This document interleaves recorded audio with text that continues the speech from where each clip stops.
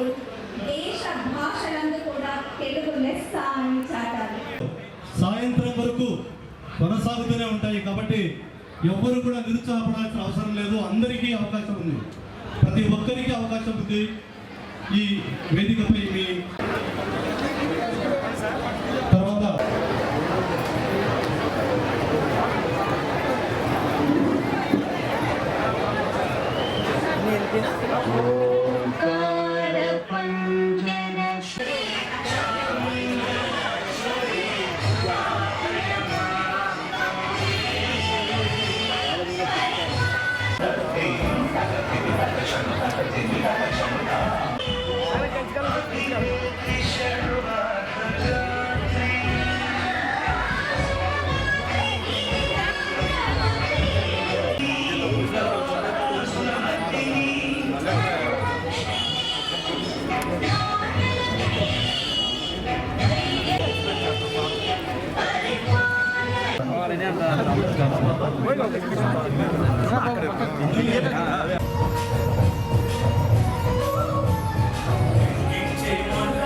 కవన వారసత్వాన్ని కొనసాగించడంతో పాటు కాలానుగుణంగా ఆధునికతలోని మంచిని అందించారు. మన ముందు ఆశీనులై ఉన్న నరాల రామారెడ్డి తదితరులు ఆ రంగంలో గొప్ప పేరు సాధించారు.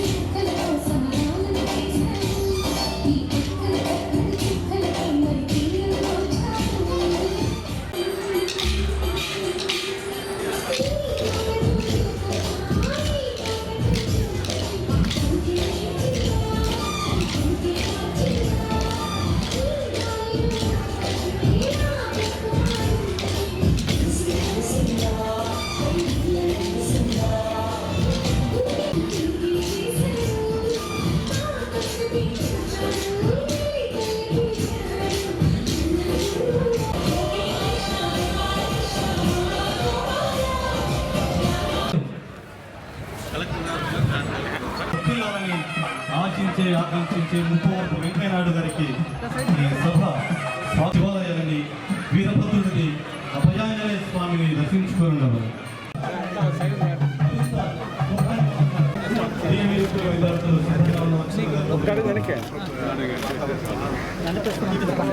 మీరు కూడా ఎన్నికలు వెళ్తే బాగుంటుంది కదా, కొద్దిగా ఎన్నిక వస్తే బాగొస్తుంది. ఓ నిజం బయటికి వచ్చింది. తెలుగు భాష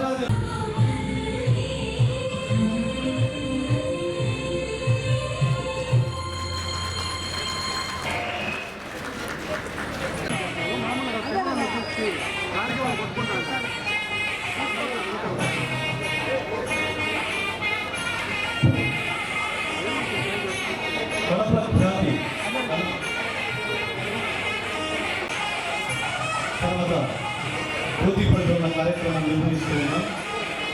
ఈ కార్యక్రమం అనంతరం మన తెలుగు భాషోత్సవాలకు కృషి చేసిన మహానీయులు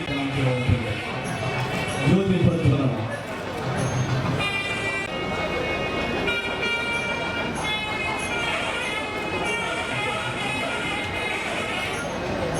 గట్టిగా సపోర్ట్ కొట్టాలి.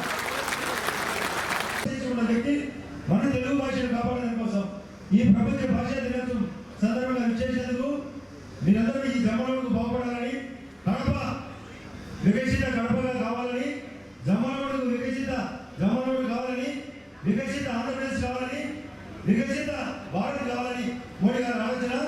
మన గుర్తు నేను బీజేపీ పార్టీ కూడా కొడుతుందా వికసిత కావడం, వికసిత కావడం ఆధారంగా, వికసిత ఎన్డీ ఆధారంగా తెలుగు భాషా దినోత్సవం సందర్భంగా మీరందరూ ఇంతమంది విచ్చేశారు. చాలా సంతోషం. మీకు అందరికీ హృదయపూర్వకంగా నేను హృదయపూర్వకంగా నమస్కరిస్తూ స్వాగతం కోరుతున్నా. మీరందరూ చాలా విషయాలు చెప్పాలా, నాకు సమయం ఇచ్చారు, 2 నిమిషాలు సమయం ఇస్తే మాట్లాడతా.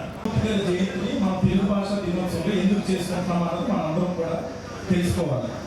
అది తెలుసుకోవాలంటే మనం కొంచెం చారిత్రక నేపథ్యం మన తెలుగు భాష గురించి తెలుసుకోవాలి. ఎందుకు ఈ గ్రామంలో ఏర్పాటు చేశాం, ఎందుకు ఈ రోజున గిడుగు రామమూర్తి గారి జయంతిని మన తెలుగు భాషా దినోత్సవంగా మనం చేసుకుంటామన్నది మనం తెలుసుకుంటే మనం ఈరోజు ఎందుకు గ్రాండ్గా చేసుకుంటాం దానికి మనకి ఒక వాల్యూ అనేది ఉంటుంది అన్నమాట. ఇంత సులభంగా అందరికీ అర్థమయ్యే భాష, వ్యవహారికంగా ఉండే భాష రావడానికి ప్రధాన కారణం గిడుగు రామమూర్తి పంతులు గారు. ఈరోజు ఇవాళ ఈ కడప జిల్లా జమ్మాలగూడ ప్రాంతంలో పొద్దుటూరు పక్కన ఉండే ఎర్రగుంటకు వచ్చి ఈ కలమల గ్రామంలోని చెన్నకేశవ స్వామి ఆలయంలో మీరు చూసిన ఈ రోజు ఈ కార్యక్రమంలో తెలుగు భాషాభిమానమే కాకుండా తెలుగు ప్రావీణ్యం ఉన్నవారు కూడా చాలా మంది ఉన్నారు. నాకు ఈ పొద్దుటూరు గురించి తెలిసిన మొదటి నుంచి పొద్దుటూరు చుట్టుపక్కల కన్న నీరు కారణమో ఏ కారణమో నాకు తెలవదు, కానీ చక్కటి తెలుగు సాహిత్యానికి పొద్దుటూరు పెట్టింది పేరు. పొద్దుటూరు అంటే ఈ ప్రాంతం పొద్దుటూరు కేంద్రం కాబట్టి పొద్దుటూరు వచ్చింది. అనేక మంది పండితులు ఈ ప్రాంతంలో వెలిశారు, అనేక రకాల రచనలు చేశారు. మన ప్రాంతానికి, మన తెలుగు భాషకు, మన తెలుగు రాష్ట్రాలకు ఎంతో పేరు తీసుకొచ్చారు. ఈ యొక్క ఈ తెలుగు భాషాపరమే కాకుండా తెలుగు ప్రావీణ్యాన్ని గురించి కూడా చాలా మంది తెలియజేశారు. రామాయణం, భారతం, భాగవతాల్లోని ఎన్నో విలువైన శ్లోకాలకు వ్యాఖ్యానం కూడా పెద్దలు రాష్ట్రాలు తెలిసి ఎంతో ఆనందించారు.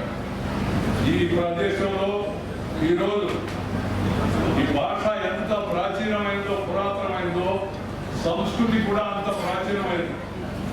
సంస్కృతి అంటే మనకి జీవన విధానం. అలాంటి ప్రాచీన సంస్కృతి మనదని మన ముందు తరాలను తెలియజేసే విధంగా ఇవాళ భాషా దినోత్సవాన్ని జరుపుకోవడానికి అది ప్రధాన కారణం. అందువల్ల నేను మిమ్మల్ని అందరినీ దయచేసి కోరేది ఏంటంటే